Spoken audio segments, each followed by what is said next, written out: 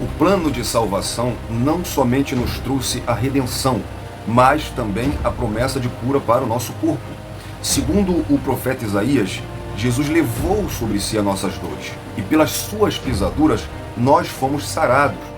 Por isso, diante das enfermidades de nosso tempo ou um diagnóstico ruim e difícil, não desanime, tenha fé e creia que Cristo não mudou e Ele tem poder para curar. Não importa o diagnóstico, a palavra final será sempre dele em nossas vidas. As enfermidades podem ser muitas e difíceis, mas não são maiores que o nosso Deus. Por isso, confie nele. Eu sou Jonathan Cadiz e vamos estudar a lição da Escola Bíblica Dominical.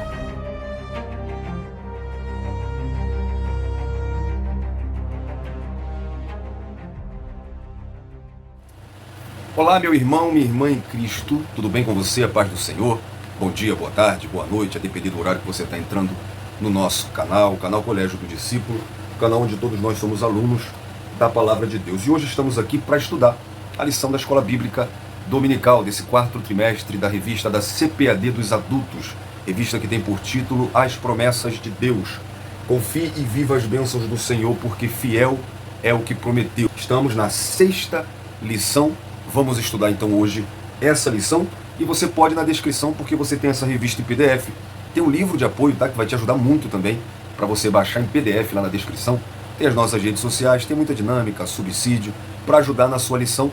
Também tem um grupo manual da EBD, que é um grupo voltado totalmente ao reforço da Escola Bíblica Dominical. Então, se você é aluno, gosta de aprender, entra no grupo. Se você é professor, quer mais materiais para acrescentar na tua aula, entra no grupo manual da EBD, porque juntos vamos sendo edificados pela Palavra de Deus.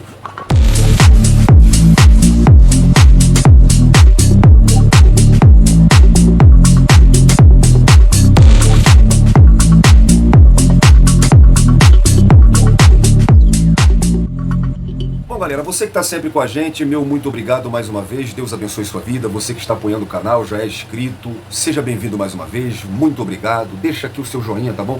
Comente aqui pra gente como tem sido esse trimestre para você, comente se você já é inscrito, tá bom? Compartilhe esse vídeo com alguém, não deixe de compartilhar, tá? Para você que está entrando hoje, é a primeira vez que você clicou aqui no canal, não deixe de se inscrever, tá bom? Se inscreva, deixa o seu like, ative o sininho das notificações que você vai receber todo o conteúdo que a gente colocar aqui no canal, as lições da Escola Dominical que sempre são colocadas com uma semana de antecedência, estudos bíblicos, devocionais, debates, pregações. Você vai ter acesso a tudo isso. Quando você ativar o sininho das notificações, você será avisado sempre que a gente colocar um material novo, tá bom?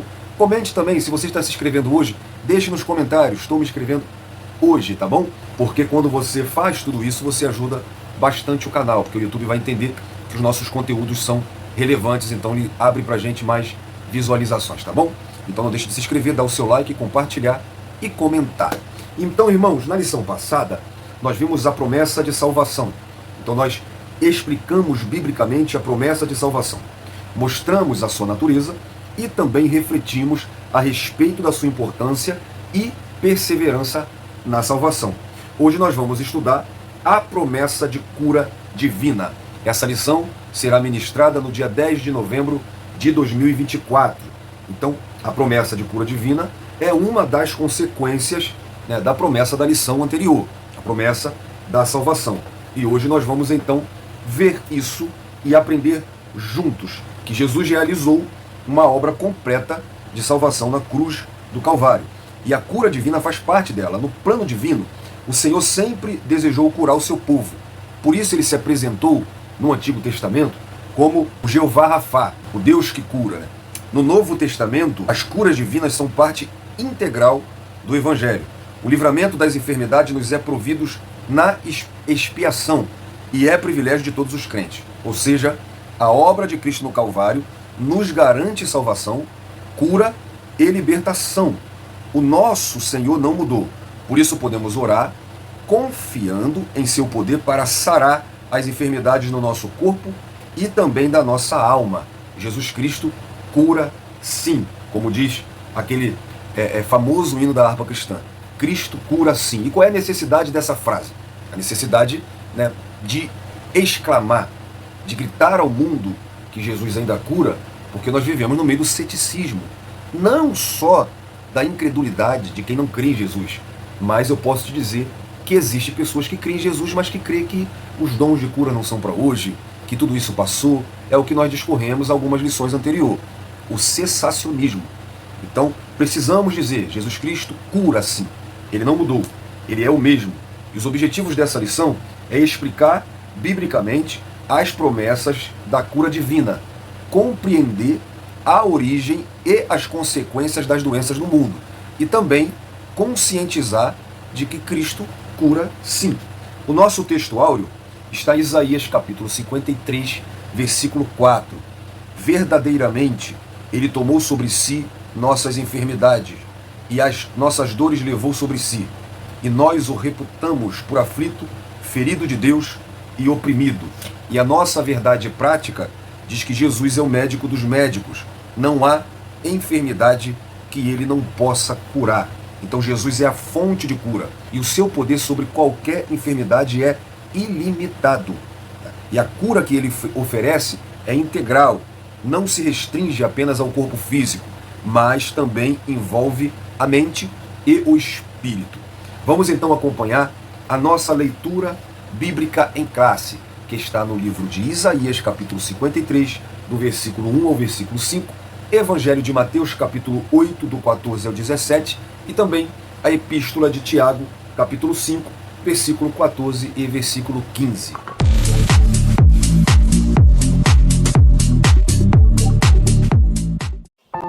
Isaías, capítulo 53. Quem deu crédito à nossa pregação? E a quem se manifestou o braço do Senhor? Porque foi subindo como renovo perante ele e como raiz de uma terra seca. Não tinha beleza nem formosura, e olhando nós para ele, não havia boa aparência nele para que o desejássemos. Era desprezado e o mais rejeitado entre os homens, homem de dores e experimentado nos sofrimentos. E como um de quem os homens escondiam o rosto, era desprezado e não fizemos dele caso algum. Verdadeiramente ele tomou sobre si as nossas enfermidades e as nossas dores levou sobre si. E nós o reputávamos por aflito, ferido de Deus e oprimido. Mas ele foi ferido por causa das nossas transgressões e moído por causa das nossas iniquidades. O castigo que nos traz a paz estava sobre ele, e pelas suas pisaduras fomos sarados. Mateus capítulo 8.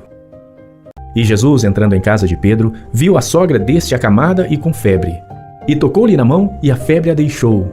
E levantou-se e serviu-os. E chegando à tarde, trouxeram-lhe muitos endemoniados, e ele com a sua palavra expulsou deles os espíritos e curou todos os que estavam enfermos, para que se cumprisse o que fora dito pelo profeta Isaías, que diz: Ele tomou sobre si as nossas enfermidades e levou as nossas doenças. Tiago capítulo 5. Está alguém entre vós aflito? Ore.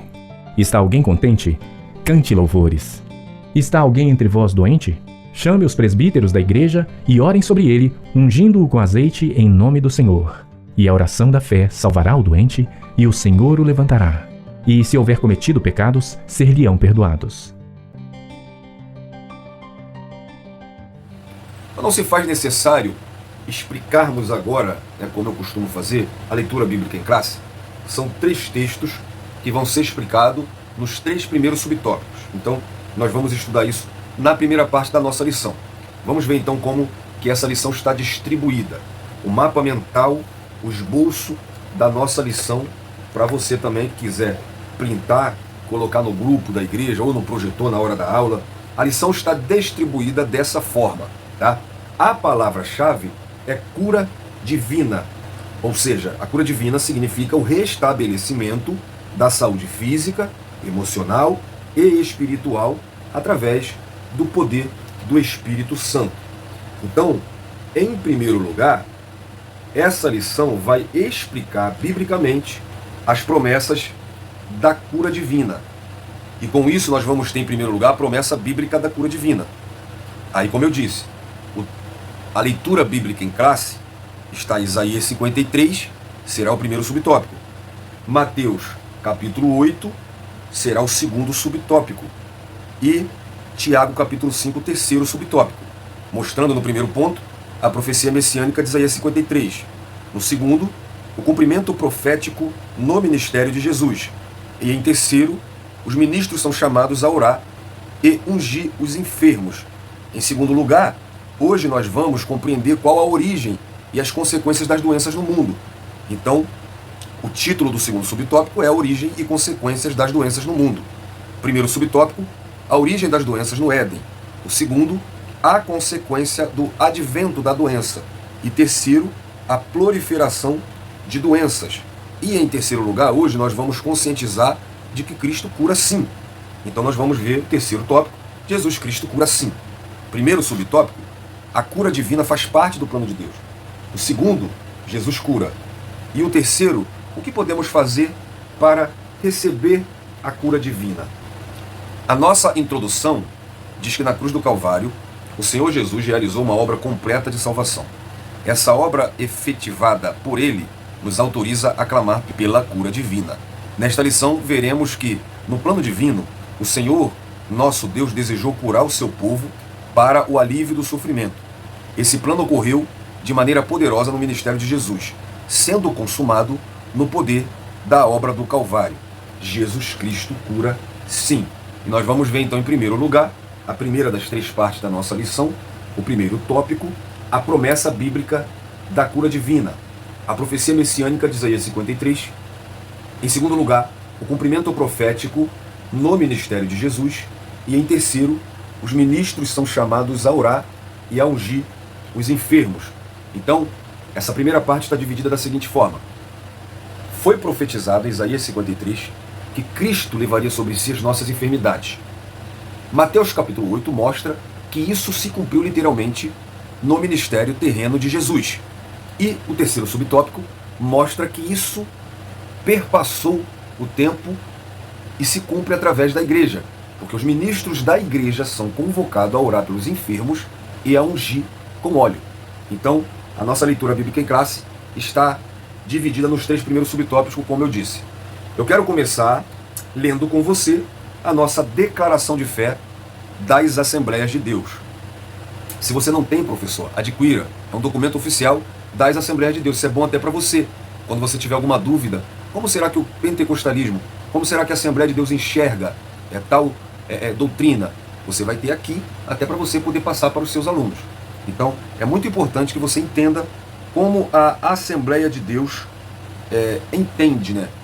E aqui nós vamos ver como que nós cremos, professamos e ensinamos sobre a cura divina.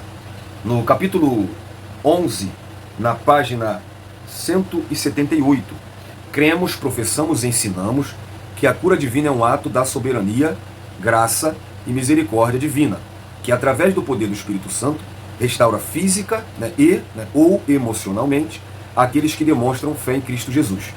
Deus fez o homem um ser integral, formado por uma parte material e outra imaterial. A parte material, o corpo, é tão importante quanto a imaterial, a alma e o espírito. A Bíblia mostra que a obra redentora de Cristo incluiu também o corpo.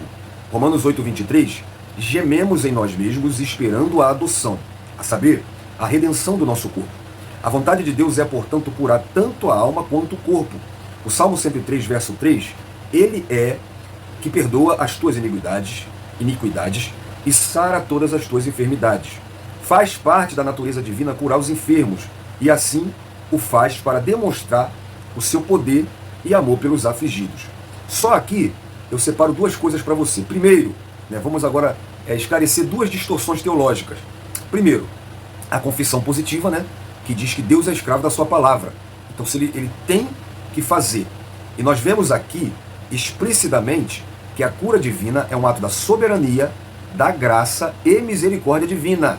Ou seja, Deus não é obrigado a me curar. É um ato da soberania. É um favor imerecido, é graça, é misericórdia.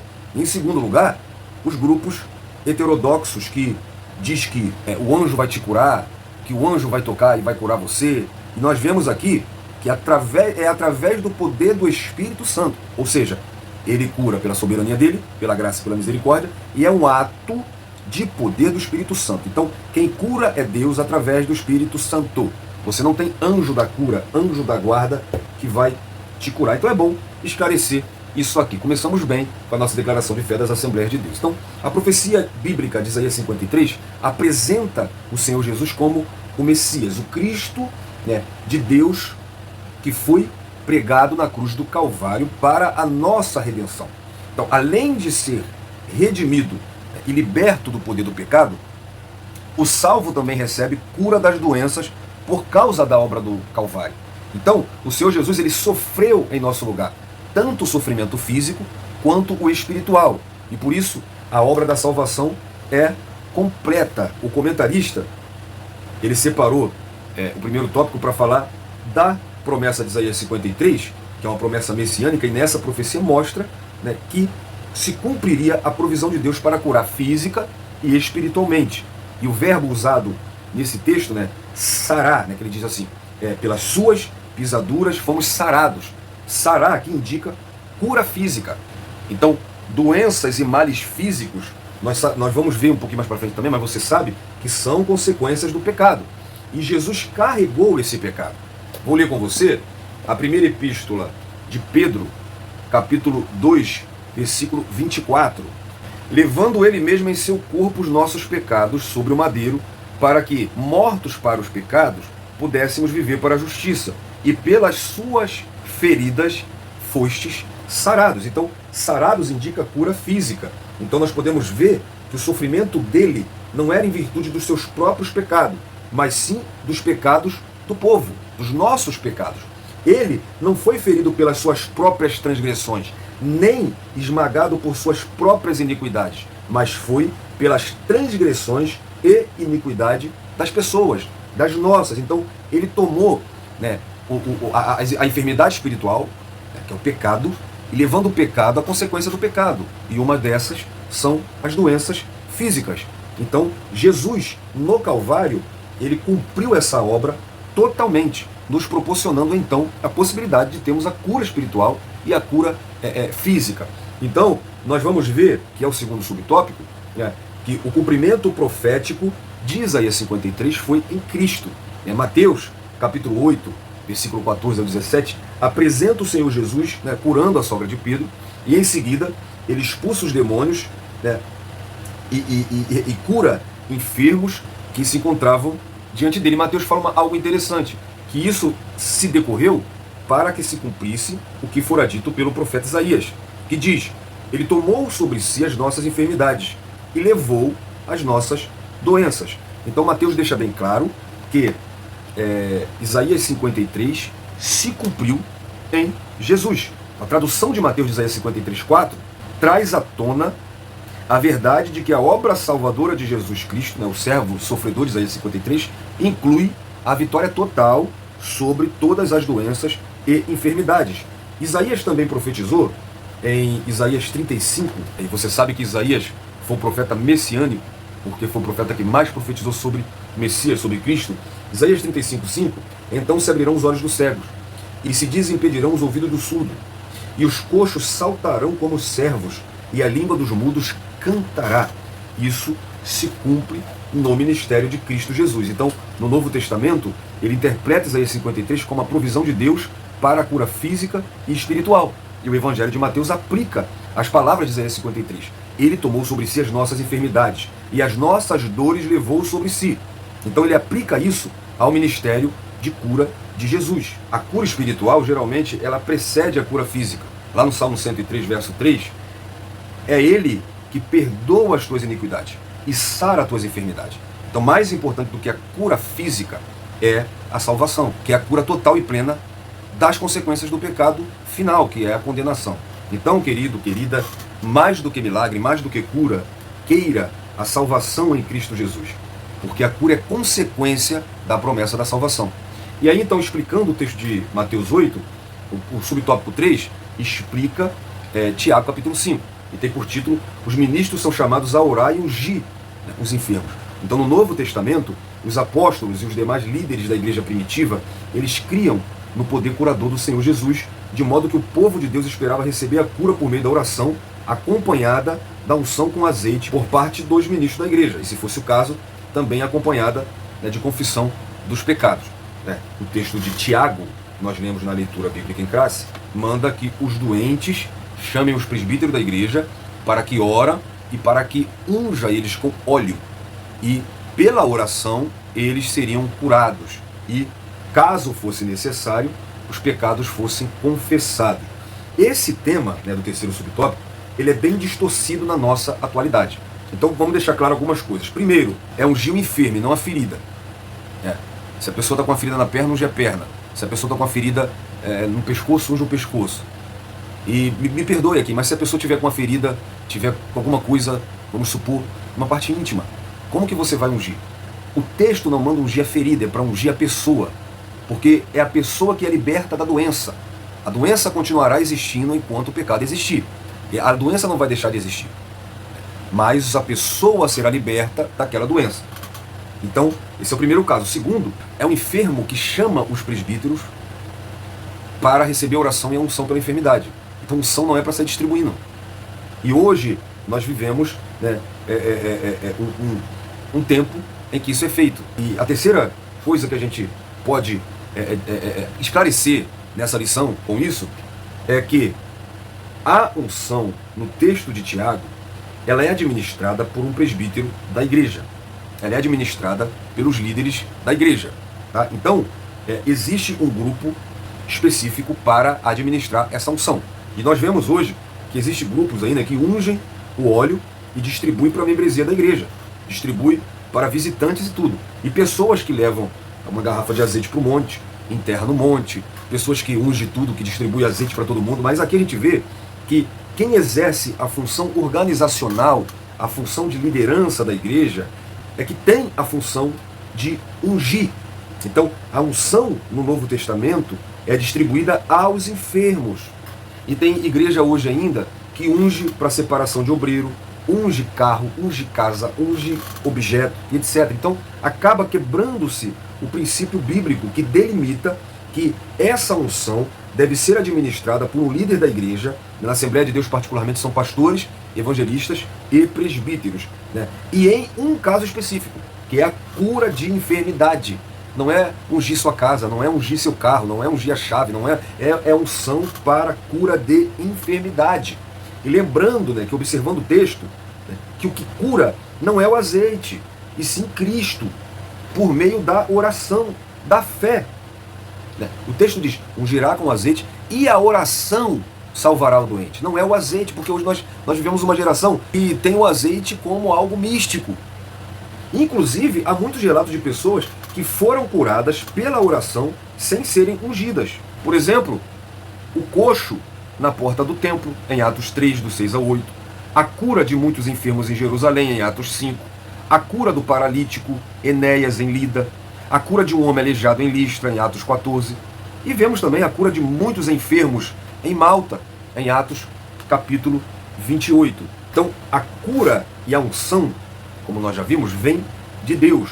O óleo apenas simboliza essa ação divina e o poder do Espírito Santo. Portanto, a verdadeira unção está em Deus e não há poder místico no óleo em si. E deixar isso claro é essencial, porque evita que as pessoas desenvolvam uma dependência ou uma superstição em relação à unção, em relação ao óleo, acreditando que ele em si mesmo possui poder. E nós, como professores e obreiros, temos a responsabilidade de ensinar de forma correta que a unção está na presença e na obra do Espírito Santo de Deus, e não no óleo. Eu fico observando pessoas que são consagradas e derramam uma garrafa inteira de azeite na cabeça daquela pessoa. Eu fico pensando, como que essa pessoa tira esse azeite da cabeça depois? Hoje, Lucas capítulo 4, Jesus diz, o Espírito do Senhor está sobre mim porque Ele me ungiu.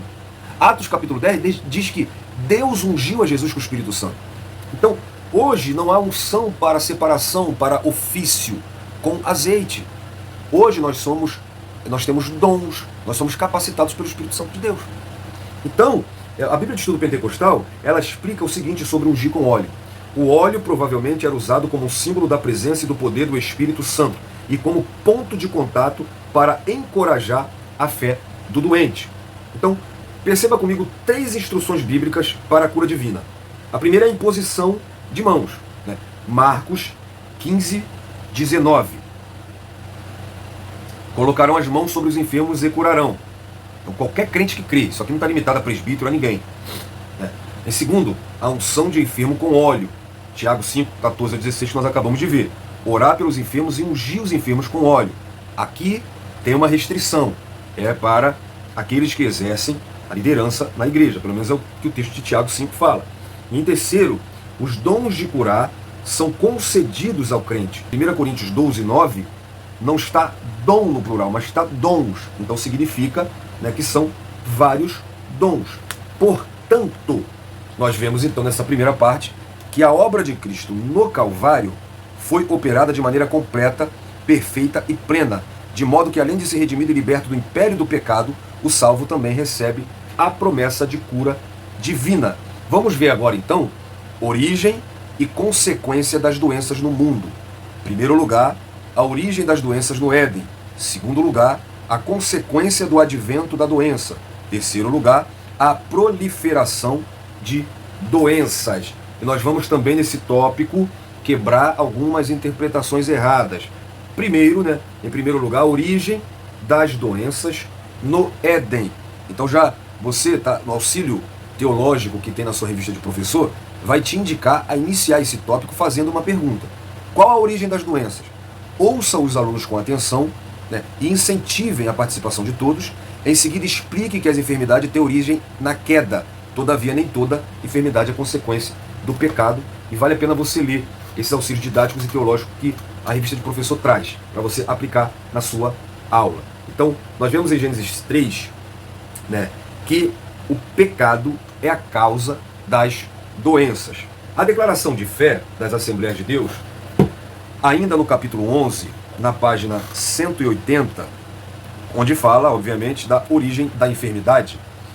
As Escrituras ensinam claramente que as doenças e a morte são resultantes da entrada do pecado no mundo. Romanos 5, 12. Pelo que, como por um homem entrou o pecado no mundo, e pelo pecado a morte, assim também a morte passou a todos os homens, por isso que todos pecaram. As doenças e enfermidades existem como consequência da queda e da desobediência humana. Há doenças que são consequências de um pecado específico. Todavia, nem toda enfermidade são decorrentes de um pecado pessoal. As Escrituras ensinam que existem doenças e enfermidades que são resultados da ação direta de Satanás e seus demônios, enquanto outras são apenas resultado da nossa condição humana pós-queda. 1 Timóteo 5,23, não bebas mais águas, não bebas mais água, mas usa um pouco de vinho por causa do teu estômago e das tuas frequentes enfermidades. Hoje você tem estomazil, tá? Pelo amor de Deus, não precisa beber vinho não. A Bíblia ensina que Deus, na sua soberania, pode permitir a doença e, em situações específicas, usá-la como instrumento de correção. Então, uma observação a se fazer é: nem toda doença é fruto do pecado, porém o ser humano adoece por consequência da queda do homem. E isso vem de várias formas: alimentação, genética e outras coisas. Porém, né, eu vou falar um pouquinho sobre isso mais para frente, sobre causas das doenças, mas agora, a origem das doenças na humanidade foi o pecado. Mas, crente, pelo amor de Deus, professor, você tem nas suas mãos uma lição maravilhosa para você quebrar, pelo menos tentar. Sabe, os amigos de Jó na igreja, que se alguém adoece, é o diabo, está em pecado. Gente, doença não dá em poste, como minha avó dizia. Doença dá em ser humano. Então nem sempre quem está enfermo, está doente, está em pecado. Talvez você me assista, está com uma enfermidade, está até no leito de hospital, Jesus pode te curar. Não significa que você está doente por causa de um pecado. Acontece, nós vamos ver mais pra frente que acontece. Mas não é sempre, e nem todo mundo. Não critique as pessoas, nem julgue. Pelo amor de Deus. Agora, para você, Deus pode te curar, mas é um ato da soberania dele. Se ele quiser. Se ele não quiser, creia que há um propósito por trás disso e que o nome dele será glorificado. Eu mesmo conheço pessoas que têm dom de cura, mas não foi curado. O próprio apóstolo Paulo. Então vamos ver o seguinte: no Éden, as primeiras doenças apareceram. E as primeiras parecem ter sido mentais, porque quando abriu-lhes os olhos, eles perceberam que estavam nus. Eles tiveram algumas percepções que não tinham antes, e então eles sentiram os efeitos do pecado. A primeira sensação foi o medo, em Gênesis 3:8. Eles perceberam que estavam nus, sentiram medo e se esconderam. Então eles sofreram, né, transtornos neurológicos e emocionais. A mulher passou a ter dores do parto aumentada, em Gênesis 3,16. O homem passou a se cansar, em Gênesis 3,19. Tem gente que diz que Adão não trabalhava. Adão trabalhava, mas não se cansava. Depois do pecado, Deus disse: do teu suor comerás o teu pão. Então, as doenças tiveram a origem no Éden.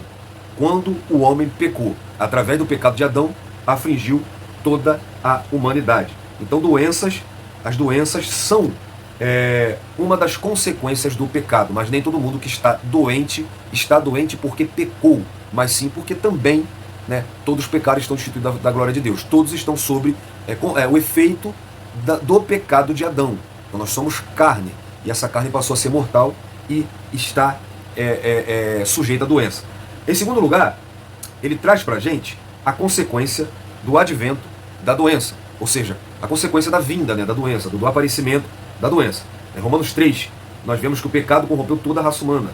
Em Gênesis 6, do 3 ao 13, vai nos mostrar que com o tempo o homem passou a viver menos. E segundo a revista, uma das consequências do pecado foi a diminuição de vida do ser humano. Isso é óbvio, é nítido. Então o tempo de vida diminuiu. Olha só, nós vemos que Adão viveu 930 anos, Sete viveu 912 anos, Enos viveu 905 anos. Se a gente puxar o homem mais velho da Bíblia, né, Matusalém, e até nós vemos que há uma queda relativa, vai diminuindo. Só que tem uma questão aqui, né, que Gênesis 6.3, o comentarista traz Gênesis 6.3 e Salmos 90. Né? Em Gênesis 6.3, eu vou ler com você, tá? Para a gente poder entender isso aqui, porque é um texto controverso, é um texto que tem mais do que uma interpretação, então não seria justo eu deixar você nessa dúvida. Eu preciso mostrar para você Gênesis 6, versículo 3. Deus anuncia o dilúvio, veja bem. Aí ele diz assim: então disse o Senhor, não contenderás o meu espírito para sempre com o homem, porém ele também é carne, vírgula, ponto e vírgula na verdade. Porém os seus dias serão 120 anos. Vamos lá. O texto de Salmo 40 diz que a duração de nossas vidas é de 70 anos. E se alguns, pela robustez, chegam a 80 anos, o melhor deles é canseira e enfado. É o Salmo 90, verso 10. Vamos lá. O comentarista diz então que Deus impôs um limite ao tempo de vida do homem. Então, esse tempo de vida vai diminuindo desde o início de Gênesis, né, até o dilúvio, né, e quando chega no período do dilúvio, Deus diz que o homem só viverá 120 anos. Ponto. No Salmo 90, é dito que o homem vive 70 anos e se passar disso é enfado e cansaço. Então o que ele diz é que de Gênesis 6, o limite era 120 anos.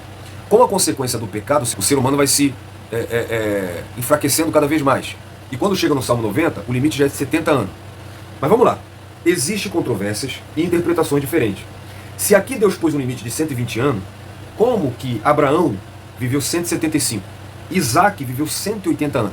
Jacó viveu 147 anos, se Deus pôs um limite de 120 anos. Como que aqui o limite é 120 anos e no Salmo 90 o limite é 70 anos? E alguns, talvez, pela robustez, né, pela saúde, podem chegar a 80. E eu te pergunto, você conhece alguém que viveu mais do que isso? Se formos falar de famosos, Silvio Santos, Pelé, a Rainha Elizabeth e tantos outros parentes nossos, talvez você conheça alguém. Se você conhecer alguém que tem mais de 80 anos, deixe nos comentários. Pessoas que vivem até 100, eu conheço pessoas que estão com 100 anos, 90 anos. Então, não é um limite. Tá? O que eu entendo com isso aqui é que Salmo 90 não é uma idade literal, mas é uma ênfase à diminuição do tempo de vida. Atrelado com Gênesis 6, o que dá-se a entender é que realmente houve-se, isso é indiscutível, houve-se uma diminuição do tempo de vida do homem. Porém, não é um limite colocado.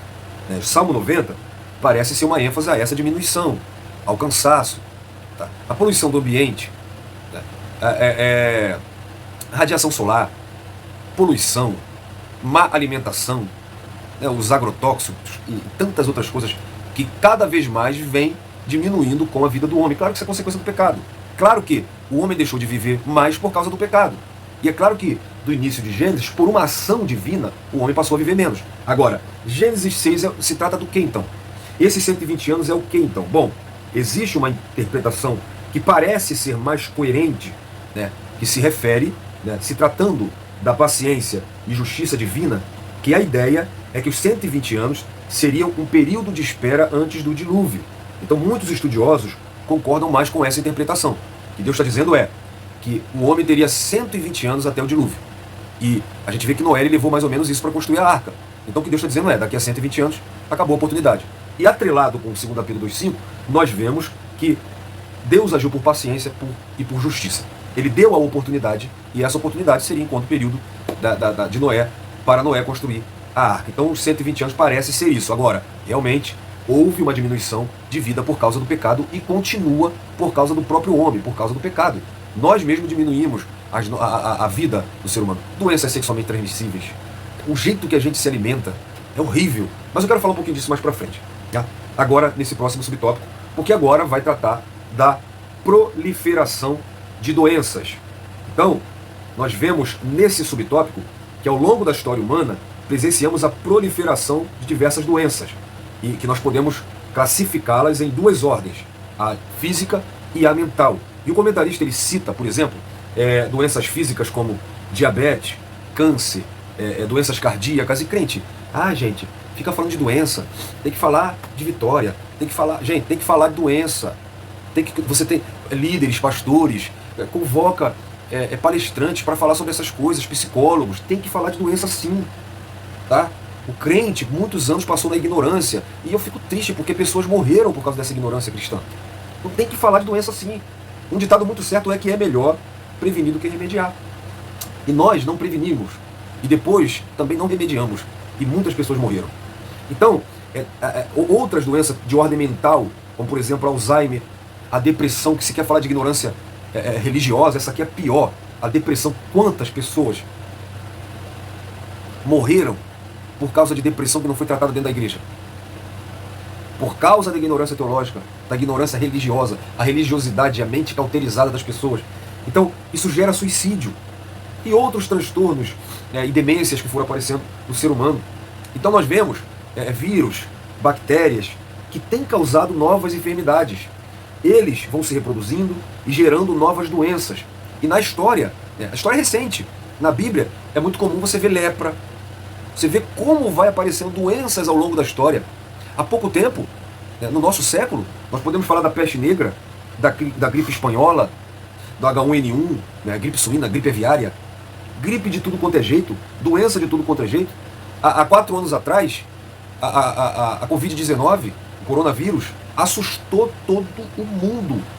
Causou uma pandemia, ou seja, uma epidemia global.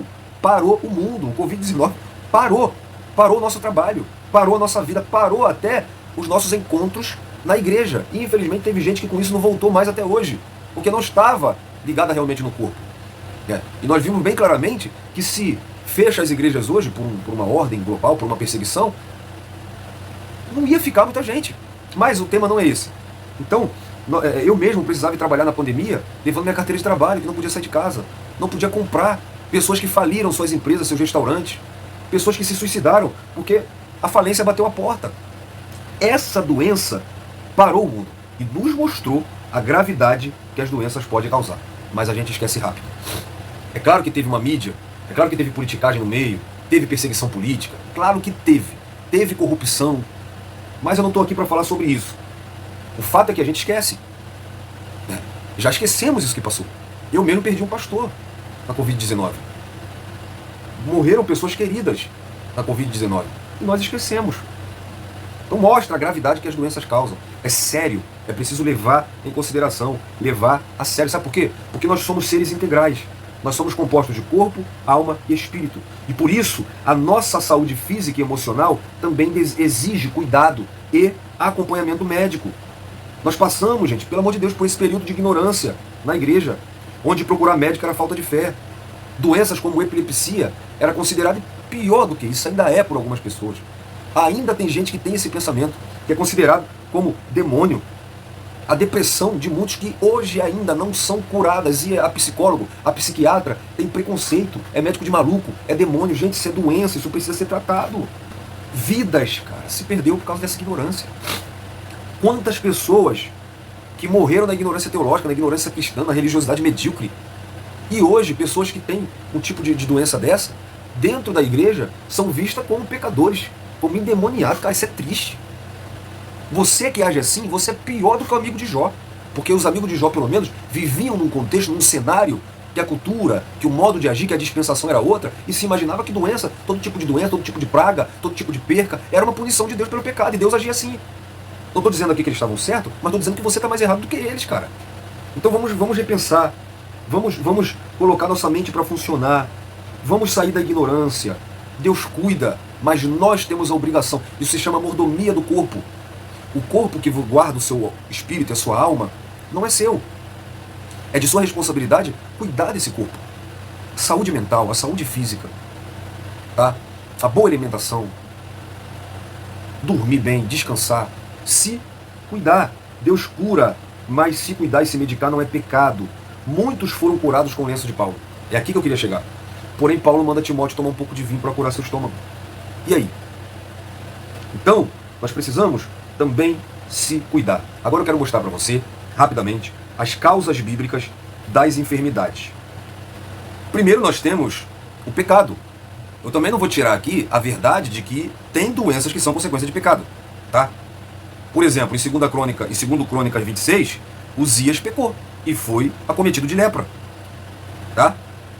Jesus, em João 5, encontrou o homem que ele curou de uma paralisia de 38 anos e ele diz para ele não pecar, para que não sucedesse coisa pior. Em João 9, o homem cego de nascença, os discípulos veem e perguntam a Jesus quem pecou para ele estar daquele jeito. Então tem doenças que são consequência de pecado. Tem doenças que são possessão ou influência maligna. Aquela mulher encurvada de Lucas 13, aquele homem mudo de Mateus 9, aí você vai sair falando que todo mundo que é mudo é demônio, que todo mundo que anda encurvado é demônio. Porque também teve um epilético em Mateus 17, aí todo mundo que tem epilepsia é demônio. Sai da caixinha, meu amigo. Sai da caixa. Assim como muitos vão pegar esses textos para falar mal da Bíblia, dizer que a Bíblia é antiquada. A Bíblia não diz que todo mundo que anda encurvado é demônio, que todo mundo que tem epilepsia é demônio, mas que tem casos específicos que havia uma ação, uma influência de um espírito maligno e que foi repreendido. Então tem doenças que são possessão maligna. O que falta hoje é discernimento. É o tipo de remédio para tomar para esse tipo de doença. Outras são permissão divina, o próprio Jó. Foi ou não foi permissão divina? Então, existe permissão divina também. Deus permite, para o propósito que Ele quer. Tá? Existem causas naturais ou calamidade. Nós vemos no próprio texto de Mateus 8, um leproso. Em Mateus 9, a mulher do fluxo de sangue. Uma causa natural. Ninguém pecou. Não foi possessão maligna, mas foi causa natural. Tem doenças para a glória de Deus. Em João 9, por exemplo, quando eles perguntam sobre o paralítico, quem pecou, Jesus diz, ninguém. Mas foi assim para que se manifestasse nele as obras de Deus.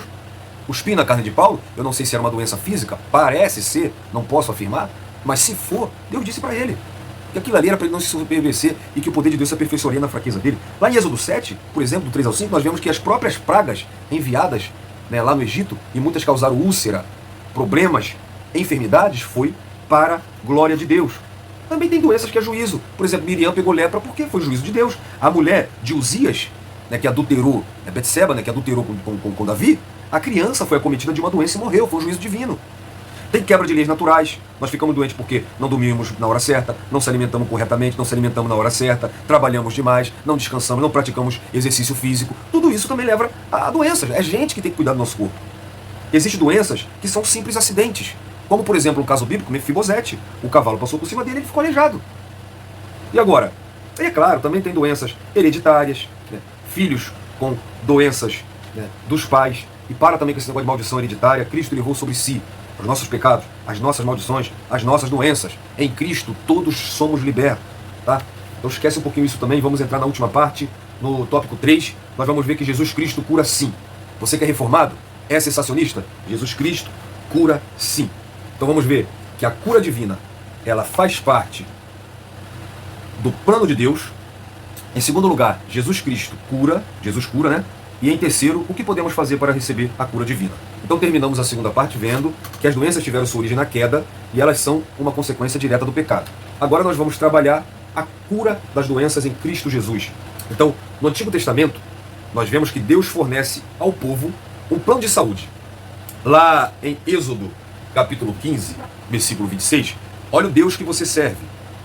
Tem gente que não crê, infelizmente não vai viver essas coisas.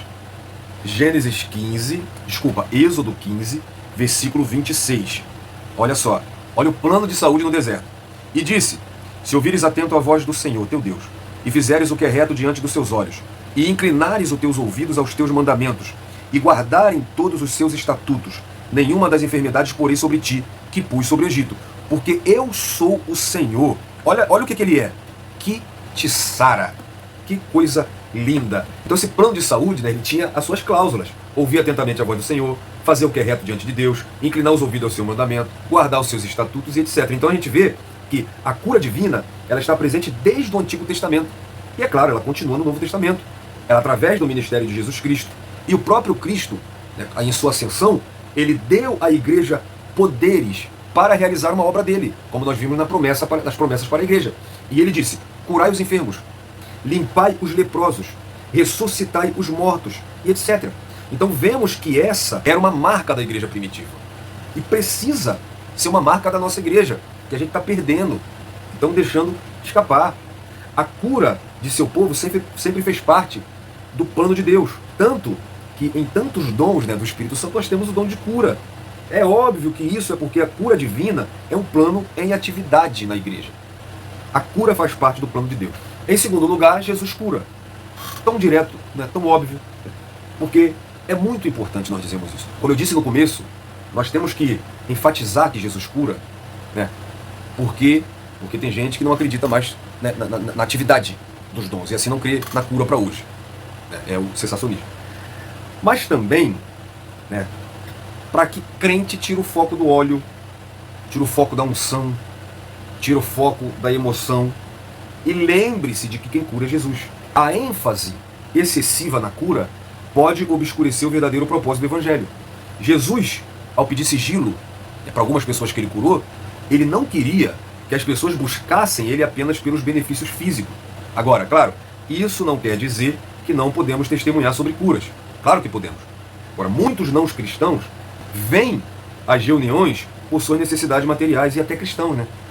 E embora escutem o Evangelho, acabam associando o cristianismo apenas ao suprimento dessas necessidades. E isso dificulta a compreensão da verdadeira mensagem do Evangelho. Jesus é o centro, ele não muda, ele continua curando hoje, mas você precisa buscar Jesus e não apenas as curas. Você viu que eu ligo para você aqui Êxodo 15:26. Ele diz que ele é o Deus que sara, mas para sarar era necessário ouvir a voz dele, fazer o que era reto diante dele, inclinar os ouvidos a ele, guardar os mandamentos e os estatutos. Então, mais importante é servir a ele, tá, do que receber a cura dele. Mas claro que isso deve ser buscado, não priorizado, tá bom? Então vamos ver como que Jesus cura, porque os evangelhos relatam 35 milagres realizados por Jesus. Mateus menciona 20, o evangelho de Marcos menciona 18, o evangelho de Lucas menciona 20 milagres, e o evangelho de João, que é o que menos relata 7 milagres. E nós podemos agrupar esses milagres. Curas físicas, nós vemos 17 curas físicas. Mas lembrando que 17, mas alguns desses foram por multidões. Então não foram apenas 17 pessoas, tá bom? Sobre as forças da natureza nós vemos 9 milagres. Cura de endemoniados, 6 milagres. E ressurreição, 3 milagres. Reafirmando, aqui totaliza nos evangelhos 35 relatos e não 35 milagres. Porque muitos desses, por exemplo, no texto mesmo da leitura bíblica em classe, de Mateus 8, Jesus curou a sogra de Pedro, mas saiu e curou muitos doentes, não tem a quantidade, então foram muito mais do que isso. Mas existem esses relatos. E também nós sabemos que Cristo realizou muitos mais milagres. O próprio João, né, em capítulo 21, versículo 25, diz que Jesus realizou muitas outras coisas que não foram relatadas. Tá? E também, né, vamos ver as curas de deficiência físicas que Jesus curou. Aqui não estão todas não, tá? Mas nós vemos nos 4 evangelhos, a cura de um homem mudo em Mateus 9, um surdo e mudo em Marcos 7, a mulher que andava encurvada em Lucas 13, o paralítico no tanque de Betesda em João 5, um paralítico também nos evangelhos sinóticos, ou seja, nos 3 evangelhos de Marcos, Mateus e Lucas, o homem da mão mirrada também nos sinóticos, o endemoniado cego e mudo em Mateus e em Lucas, muitos doentes, aqui entra o que eu falei, muitos doentes em uma noite, que são relatados nos evangelhos sinóticos, um cego de nascença em João 9, um cego de Betsaida em Marcos 8, 2 cegos em Mateus 9, mais 2 cegos nos evangelhos sinóticos. Vemos também um homem hidrópico em Lucas 14, a hidrópica é um edema, né, um inchaço, e muitas outras pessoas, a filha de Jairo, a sogra de Pedro, a mulher do fluxo de sangue. Então Jesus Cristo cura. Hebreus capítulo 13, versículo 8, diz que esse Jesus, ele é o mesmo ontem, hoje e será eternamente. Ele não mudou, ele cura, tá bom? Então, para fechar essa lição com chave de ouro, o que podemos fazer para receber a cura divina? Então, claro que há alguns princípios bíblicos que devem acompanhar a vida de quem deseja experimentar a cura divina, né? Primeiro, nós vemos na palavra de Deus que é preciso crer que Jesus pode curar. É preciso confiar no poder de Jesus. Jesus não curou muitas pessoas por causa da incredulidade das próprias pessoas, tá? Também aprendemos na Bíblia que devemos pedir aos líderes locais que orem por nós e que nos unjam com o óleo, o azeite, né, em Tiago 5. Não deixemos de perseverar na fé e em oração, tá? Esperando também o tempo de Deus. E finalmente também não é pecado, não é ignorância, buscar o auxílio médico, quer para tratamento ou às vezes até para confirmar a cura, confirmar que Jesus te curou. Eu mesmo fui curado de bronquite asmática, que não era fácil. Para você que critica ciclo de oração, campanha de oração, fui curado em uma campanha de oração, na mesa do círculo de oração, quando ainda era criança. E me recordo como era ruim, noites sem dormir, no nebulizador, porque não tinha ar para respirar. Chegar perto de pelo, de gato, de poeira, era horrível, mas Cristo me curou. Para você pode ser pouco, para mim é muito, tá? Então, é a soberania de Deus. Então você pode até perguntar por que uns são curados e outros não. É a soberania de Deus. Ele cura quem Ele quer. Outra questão também é que uns podem ter fé para ser curados e outros não. E simplesmente, uns não são curados porque não se previnem, não se cuidam. Então, tem tudo isso de razão para você que se pergunta por que Cristo não cura, por que Cristo não me cura, porque é da vontade dele. Se ele quiser, ele vai curar. Se você ter fé, ele vai te curar. E outras coisas você precisa se tratar. Tem coisas que são remédio, são médico. E ele também vai usar o médico, a medicina, a inteligência humana, o remédio. Eu creio que até o efeito do remédio só faz efeito porque ele permite. Então, vamos ver 4 razões, e eu espero que algum irmão sensacionista, se estiver assistindo esse vídeo, deixe de ser sensacionista. 4 razões para crermos que Deus continua curando hoje em dia. Primeira razão é que a cura divina encontra-se na Bíblia. É indiscutível isso. A Bíblia é inspirada pelo Espírito Santo. A Bíblia é válida para hoje. O Cristo revelado nas Escrituras como nosso médico é o mesmo Senhor que servimos hoje. Hebreus 13, 8. Ele é o mesmo ontem, hoje e continuará sendo eternamente. Para que deixar de acreditar nesse Deus, nesse Cristo da Bíblia? A segunda razão para crermos na cura divina é estar ela incluída na obra expiatória de Cristo. A salvação inclui sanar todos os aspectos da nossa vida. E tudo provém da expiação. Mateus, nós lemos que ele entendeu o texto do servo sofredor, incluindo o ministério de cura divina na expiação. Em terceiro lugar, a terceira razão acha-se na convergência dos ensinos bíblicos sobre a salvação e a natureza da humanidade. Já que o ser humano não é uma associação desconexa do corpo, alma e espírito, mas, de modo muito real, uma unidade, a salvação se aplica a todos os aspectos da existência humana. E a quarta razão para assumirmos um compromisso com o ensino de cura divina é a crença de que a salvação deve ser entendida, em última análise, como a restauração do mundo caído. Deus é contra o sofrimento humano, isso é consequência do pecado, pois não é este o resultado da sua vontade, mas uma consequência da queda. Então, a cura divina faz-se parte do plano redentor de Deus.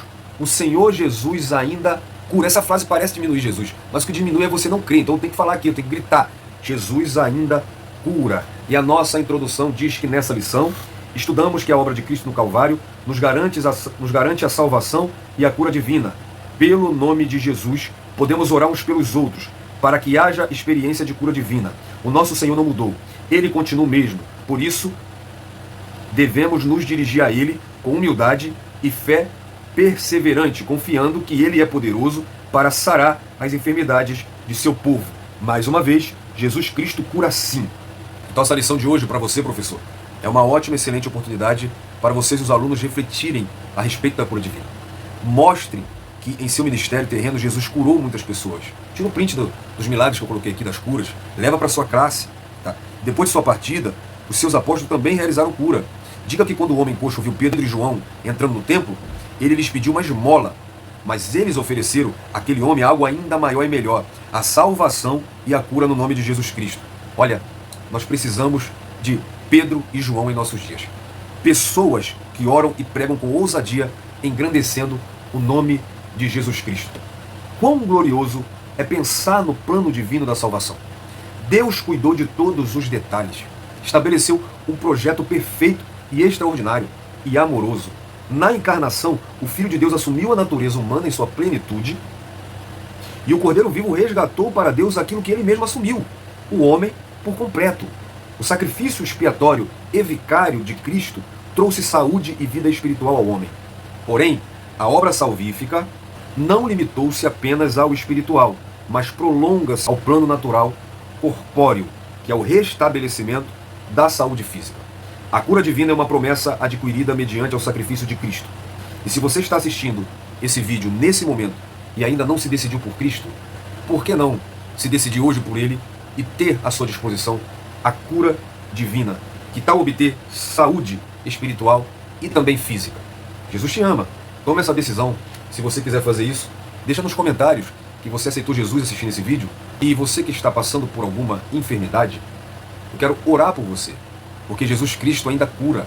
Nós precisamos ter fé, sem se decepcionar, caso Ele não cure. E também sabendo esperar a hora que Ele quer curar. A hora dele, o tempo dele às vezes não é o nosso. Mas eu quero orar pela sua vida. Se você está enfrentando algum tipo de enfermidade, se você me assiste de um hospital, se você está acidentado e deseja oração, deixe nos comentários. Nós vamos levar a sua oração à Igreja de Cristo. Nós vamos estar apresentando o seu pedido a Deus. E eu quero agora aqui elevar a minha voz ao céu e orar junto com você. Ore com fé. Pense naquilo que te oprime, na sua enfermidade. E creia que Cristo pode curar até através da internet. Ele é poderoso. Ele é onisciente. Ele é onipotente. Ele é onipresente. Ele não está preso ao limite físico. Ele não está preso ao tempo. Ele não está preso à internet. Mas Ele habita dentro de você e Ele pode te curar. Senhor Jesus, eu quero te apresentar cada um, Pai, que se encontra com alguma enfermidade, seja ela espiritual, seja ela física. Pai, entra com providência. Que o Teu nome seja glorificado através dessa cura. Pai, doenças procedentes do pecado, que essa pessoa se arrepende e receba a cura divina. Doenças que são apenas falta de cuidado, que essa pessoa hoje tem entendido nessa lição que ela deve se cuidar, que ela deve se alimentar, praticar exercícios, se medicar. Agora, Pai, aquelas doenças espirituais, qualquer possessão demoníaca, repreende em nome de Jesus. Liberta essa pessoa, Pai, em nome de Jesus, Pai. Glorifica o Teu nome. Se o Senhor quer e o Senhor pode curar, se for da Tua vontade, Pai, cura nesse momento e que o Teu nome seja glorificado através desse canal e através da vida dessa pessoa. Em nome de Jesus. Amém. Eu espero ter contribuído para a sua lição e espero, se Jesus não voltar até lá, contribuir para as demais lições. Espere o próximo vídeo depois desse, do questionário dessa lição, tá bom? Jesus te ama, um abraço, fique na paz.